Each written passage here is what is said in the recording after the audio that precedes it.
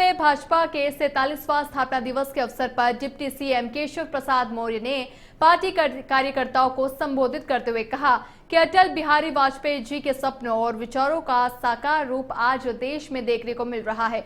उन्होंने कहा कि भाजपा जिंदाबाद का नारा अब देश के कोने कोने में गूंज रहा है और ये पार्टी की मजबूत संगठनात्मक शक्ति का परिणाम है।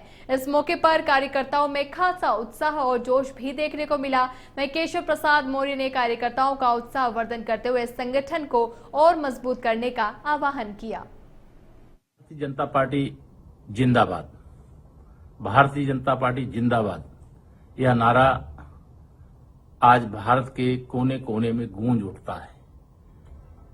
इस नारे के गूंजने का जो अवसर प्राप्त हुआ है, भारतीय जनसंघ से लेकर के भारतीय जनता पार्टी तक, जो हमारे अनगिनत संख्या में एक तपस्वी की भांति भारतीय जनसंघ को सींचे, भारतीय जनता पार्टी को सींचे, और उन लोगों ने तब सींचा जब कहीं कोई दूर दूर तक भारतीय जनता पार्टी के सत्ता में आने की संभावना नहीं थी। बागपत कांग्रेस के पूर्व प्रदेश अध्यक्ष अजय कुमार लल्लू का बड़ा बयान सामने आया है। अजय कुमार लल्लू ने बीजेपी सरकार पर बोला हमला। उन्होंने कहा कि वर्तमान सरकार उद्योगपतियों की है, वहीं जातिगत जनगणना पर भी सवाल उठाए हैं। ट्रेड डील से किसान होगा बर्बाद। अजय कुमार के द्वारा ये सारी प्रमुख बातें की गई है। वहीं ट्रेड डील से किसान बर्बाद होंगे, ये भी उनके द्वारा कहा गया है। कांग्रेस के पूर्व प्रदेश अध्यक्ष अजय कुमार का यह बड़ा बयान सामने आया है, जहां अजय कुमार ने बीजेपी सरकार पर हमला बोला है। उन्होंने कहा कि वर्तमान सरकार उद्योगपतियों की सरकार है। जातिगत जनगणना पर भी उन्होंने सवाल उठाए। साथ ही ट्रेड डील से किसानों का होगा नुकसान, ये भी अजय कुमार के द्वारा कहा गया है। उन्होंने बीजेपी की सरकार पर निशाना साधते हुए ये सभी बातें रखी हैं।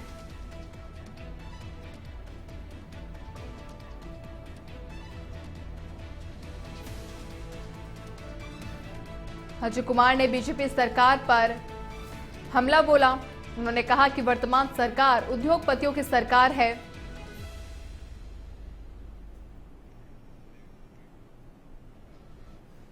बीजेपी की सरकार पिछड़ों के आरक्षण को छीन रही है, लगातार हमले कर रही है संविधान पर, अल्पसंख्यकों के साथ भेदभाव कर निरंतर उनको निशाना बनाने का काम कर रही है।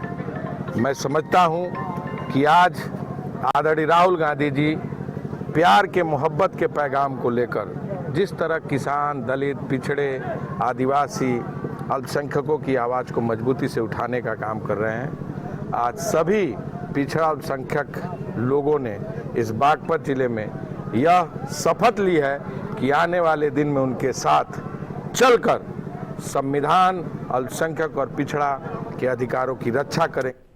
यूपी के अंबेडकर नगर से खबर है, जहां सराफा दुकानदार से हुई लूट का पर्दाफाश हुआ है। दुकानदार ने खुद रची लूट की साजिश। पुलिस ने आरोपी और साथी को पकड़ा है। वहीं आभूषण बरामद किए हैं। सच्चाई आई सामने। कर्ज चुकाने के लिए ये पूरा खेल रचा गया था।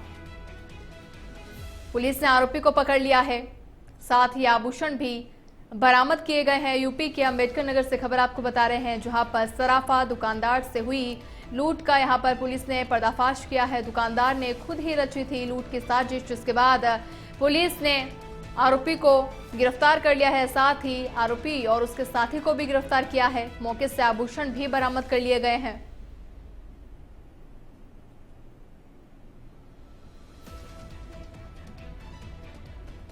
सराफा दुकानदार से लूट का ये पूरा मामला, जिसमें पुलिस ने आरोपी और उसके साथी को गिरफ्तार किया है।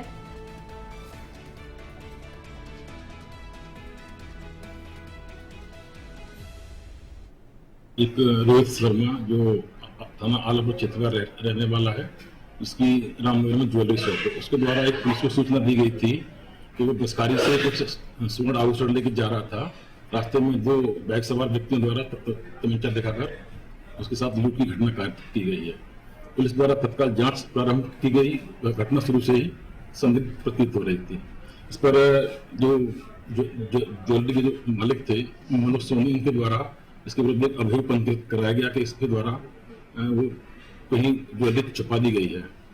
जब पुलिस द्वारा इससे जब गहराई से पूछताछ की गई तो इसके द्वारा बताया गया कि इसका एक दोस्त है अलापुर का साहित्य तिवारी और राजन तिवारी, उसके पास इसने पूरी ज्वेलरी छुपा दी थी। पुलिस द्वारा दोनों अभियुक्तों को गिरफ्तार कर लिया गया है और जो ज्वेलरी जो करीब 73.24 ग्राम थी वो 70% उसकी बरामदगी कर ली। सीतापुर के सदरपुर थाना क्षेत्र में एक भीषण सड़क हादसे में 3 लोगों की मौत हो गई, जबकि एक व्यक्ति गंभीर रूप से घायल हो गया है। हादसा बिस्वा रेउसा मार्ग पर हुआ, जहां रेउसा से बिस्वा की तरफ जा रहा ट्रक धामी सराय के पास अनियंत्रित हो गया। इसी दौरान सामने से आ रही पिकअप उसकी चपेट में आ गई और ट्रक पिकअप पर पलट गई। इस हादसे में पिकअप सवार 3 लोगों की मौत हो गई, जबकि एक गंभीर रूप से घायल हो गया, जिसे अस्पताल में भर्ती कराया गया है, जहां उसकी हालत नाजुक बनी हुई है।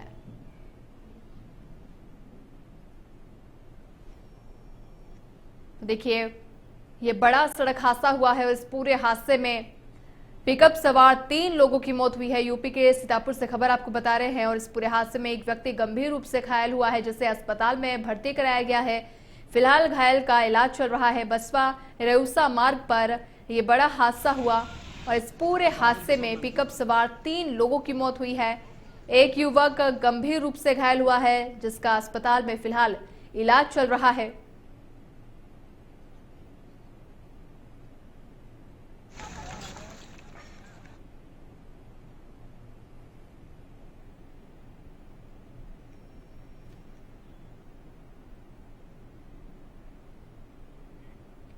बांदा के थाना तिंदवारी में तेज आंधी तूफान, बारिश और ओलावृष्टि के कारण प्रशासनिक भवन का छज्जा गिर गया है। हादसे के समय जन सुनवाई चल रही थी, जिससे वहां मौजूद पुलिसकर्मी और एक बुजुर्ग दंपति को हल्की चोटें आई है। सभी घायलों को तुरंत स्थानीय अस्पताल पहुंचाया गया है, जहां डॉक्टरों ने उपचार के बाद उनकी स्थिति सामान्य बताई।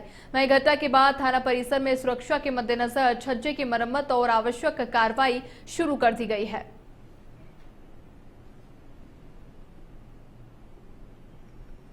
तो देखिए, आंधी तूफान के साथ ओलावृष्टि ने ये तबाही मचाई है, जहां तिंदवारी के प्रशासनिक भवन का छज्जा टूटा। बता दें कि जन सुनवाई के दौरान ये पूरा हादसा हुआ है। यूपी के बांदा से खबर आपको बता रहे हैं। इस पूरे हादसे में पुलिसकर्मी और एक बुजुर्ग दंपति को हल्की चोटें आई है। राहत की बात रही कि बड़ा हादसा होते होते टल गया। फिलहाल मरम्मत का कार्य शुरू हो चुका है। पुलिस प्रशासन भी मौके पर मौजूद है। तिंदवारी के प्रशासनिक भवन का यह छज्जा टूटा। जनसुनवाई के दौरान हुआ ये पूरा बड़ा हादसा और इस हादसे में पुलिसकर्मी और एक बुजुर्ग दंपति को हल्की चोटें आई है, जिन्हें फिलहाल अस्पताल में भर्ती कराया गया है।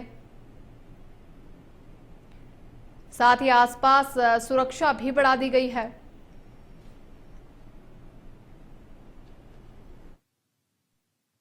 जनपद बांदा थाना तिंदवारी 5 अप्रैल की सांझ 6 बजे आंधी तूफान, तेज बारिश और ओलावृष्टि के चलते थाना तिंदवारी के प्रशासनिक भवन का छज्जा आंशिक रूप से गिर गया था, जिसकी वजह से जन सुनवाई कर रहे पुलिसकर्मियों और थाने पे आए हुए बुजुर्ग दंपति को मामूली चोटें आई। उन्हें स्थानीय अस्पताल ले जाया गया। डॉक्टरों के द्वारा इलाज कर दिया गया है। उनकी चोटें सामान्य बताई गई है। उनकी स्थिति ठीक है। थाना परिसर के पोर्च की सुरक्षा और मरम्मत की कार्रवाई कराई जा रही है।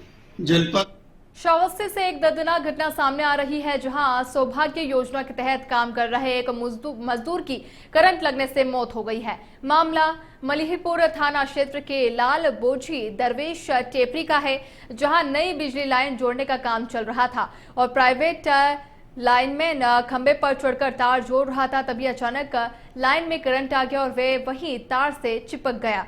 मौके पर मौजूद लोग कुछ समझ पाते उससे पहले ही मजदूर की जान चली गई। वहीं सूचना मिलते ही पुलिस मौके पर पहुंची और शव को कब्जे में लेकर पोस्टमार्टम के लिए भेज दिया गया है। वहीं इस पूरे मामले में बिजली विभाग और ठेकेदार की लापरवाही पर गंभीर सवाल खड़े हो रहे हैं। बताया जा रहा है कि शटडाउन के बावजूद लाइन में करंट आ गया, जो सीधे तौर पर सिस्टम की बड़ी चूक को दिखाता है।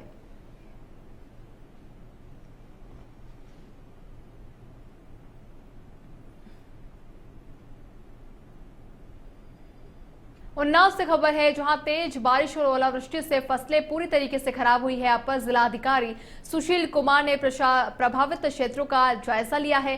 वहीं सरोसी ब्लॉक के कई गांवों में नुकसान का भी जायजा किया गया। अधिकारियों ने जल्द रिपोर्ट तैयार करने के निर्देश दिए हैं। साथ ही प्रभावित किसानों को सहायता दिलाने का भी आश्वासन दिया गया।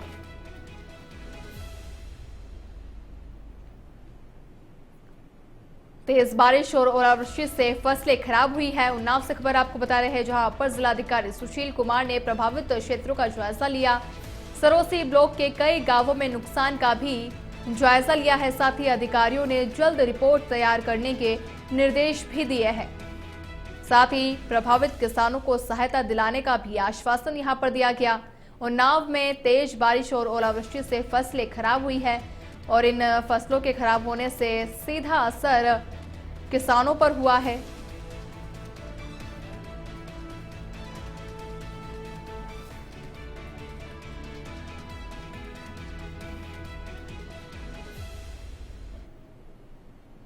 आंधी और तूफान आया था और ओलावृष्टि हुई थी, उसी के संदर्भ में माननीय मुख्यमंत्री जी के निर्देश हैं कि सभी अधिकारी जो क्षेत्र में जाएं और विजिट करें और जो भी नुकसान है वो उसका स्थलीय सत्यापन करते हुए किसानों को 24 घंटे के अंदर मुआवजा दिलाने का प्रयास करें। उसी के दृष्टिगत आज हमारे जनपद उन्नाव में सभी 6 तहसीलों के एसडीएम तहसीलदार, नायब तहसीलदार और लेखपाल सभी लोग फील्ड में निकले हुए हैं और क्षेत्र का जायजा लिया जा रहा है। मेरे द्वारा भी ये सिरोसी ब्लॉक में जो है 3 गांवों का विजिट किया गया है, सैयद अब्बासपुर, बागजीपुर और सरोसी गांव में। तो यहाँ पे 3 कैटेगरी में हम लोगों ने शाहजहांपुर के तिलहर थाना क्षेत्र में एक भीषण सड़क हादसे में 2 लोगों की दर्दनाक मौत हो गई। हादसा नगरिया मोड़ पर हुआ, जहां तेज रफ्तार कंटेनर ने बाइक को टक्कर मार दी। टक्कर इतनी भीषण थी कि दोनों बाइक सवार सड़क पर गिर पड़े और कंटेनर के पहियों के नीचे आ गए, जिससे उनकी मौके पर ही मौत हो गई। वहीं हादसे के बाद आसपास के लोगों की भारी भीड़ जमा हो गई। सूचना मिलते ही पुलिस मौके पर पहुंची और दोनों शवों को कब्जे में लेकर पोस्टमार्टम के लिए राजकीय मेडिकल कॉलेज भेज दिया है। वहीं पुलिस ने कंटेनर को जब्त कर लिया है और उसके चालक को हिरासत में लेकर मामले की जांच शुरू कर दी है।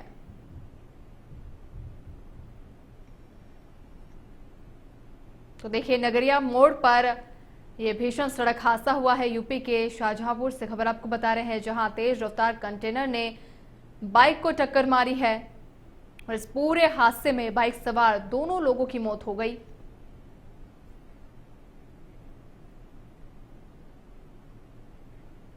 मथुरा के छाता क्षेत्र स्थित दिल्ली गेट की ऐतिहासिक छतरियों में भीषण आग लगने से हड़कंप मच गया। देखते ही देखते आग ने विकराल रूप ले लिया और पुरातात्विक का महत्व की ये संरचनाएं इसकी चपेट में आ गई। सूचना मिलते ही दमकल विभाग की कई गाड़ियां मौके पर पहुंची और आग पर काबू पाया। फिलहाल आग लगने के कारणों का पता नहीं चल सका है, लेकिन इस घटना से प्राचीन धरोहर को भारी नुकसान की आशंका जताई जा रही है। वहीं मौके पर लोगों की भीड़ जुट गई है और प्रशासन के साथ पुरातत्व विभाग भी अलर्ट मोड पर है।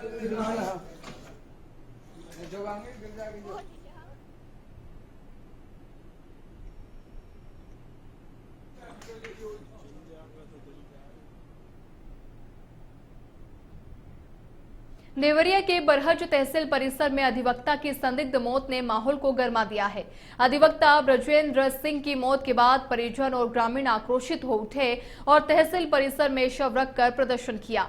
परिजनों ने एसडीएम पर गंभीर आरोप लगाते हुए कहा कि उनकी फटकार और कथित अपमान से अधिवक्ता मानसिक रूप से आहत थे, जिसके चलते यह घटना हुई। वहीं गुस्साए लोगों ने एसडीएम को घेरकर कुछ समय के लिए बंधक भी बना दिया। मौके पर भारी पुलिस बल तैनात कर हालात को काबू में लाया गया, जबकि प्रशासन जांच में जुटी हुई है।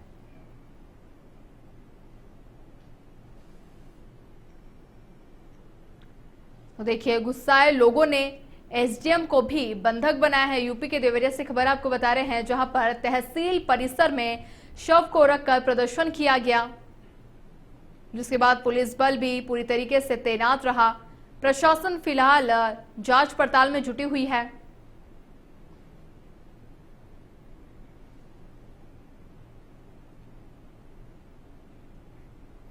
लखनऊ के मोहनलालगंज विकास खंड के रघुनाथ खेड़ा गांव में स्थित गेहूं क्रय केंद्र पर इन दिनों किसानों की अच्छी खासी आवाजाही देखने को मिल रही है।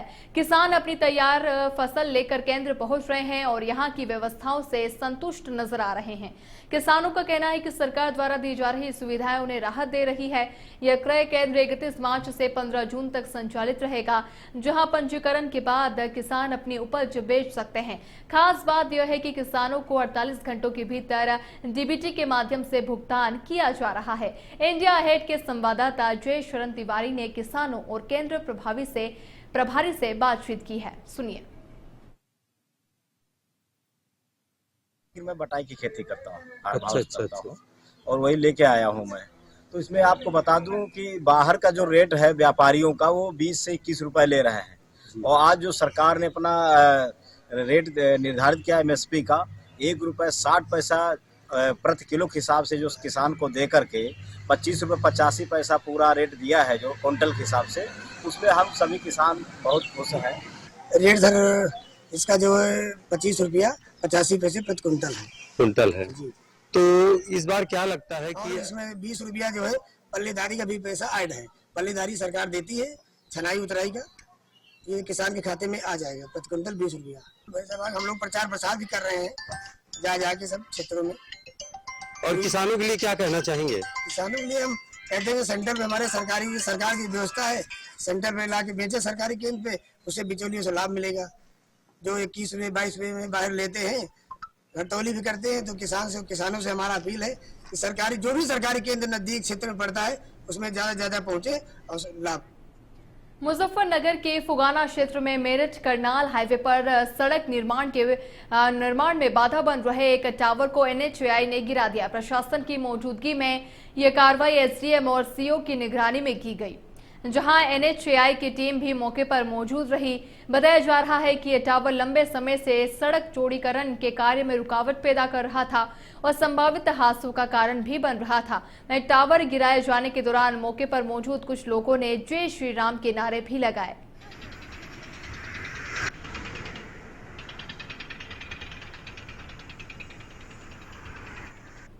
बरेली में बिजली व्यवस्था को मजबूत करने की दिशा में एक बड़ा कदम उठाया गया है। मध्यांचल विद्युत वितरण निगम लिमिटेड के बिजनेस प्लांट 2024-25 के तहत 33/11 केवी उपकेंद्र सुभाष नगर द्वितीय का लोकार्पण किया गया।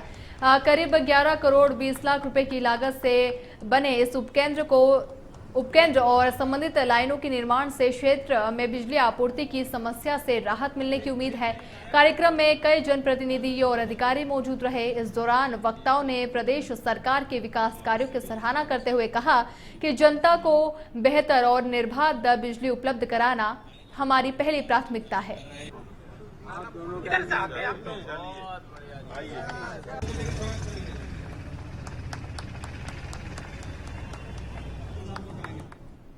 बुलंदशहर में अवैध प्लांटिंग के खिलाफ प्रशासन ने सख्त कार्रवाई करते हुए खुर्जा जंक्शन चौकी क्षेत्र के दोस्तपुर रोड पर बुलडोजर चलाया है।